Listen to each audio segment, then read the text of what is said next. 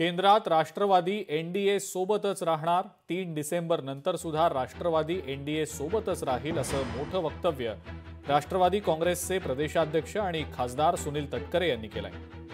भाजपचे प्रदेशाध्यक्ष रवींद्र चव्हाणांच्या वक्तव्यानंतर आता तटकरे यांचं हे वक्तव्य समोर आलेलं आहे। 3 डिसेंबर पर्यंत मला युती टिकवायची आहे असं रवींद्र चव्हाणांनी वक्तव्य केलं होतं। काल परवा रवींद्र चव्हाण साहेब उद्योगाने बोलले 3 तारखेपर्यंत युती आहे तोपर्यंत सांभाळा। मला माहित नाही काय होणार होते, पण 3 तारखेनंतर काय घडलं तर राष्ट्रवादी काँग्रेस पक्ष देवेंद्रजी आणि एनडीएच्या पाठीमागे ठामपणाने उभा आहे। ते नरूडच्या आणि रायगडच्या सर्वांगीण विकासासाठी आहे हे मला आजच्या कार्यक्रमाच्या नेतृत्वाने सांगायचं आहे।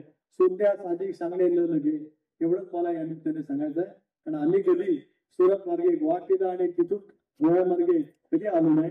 आम्ही जे गेलो ते त्या ठिकाणी व्यवस्थितरित्या संबंध विकासाच्या कामासाठी गेलो। लोकशाही मराठी ऐका, पहा, जागरूक रहा।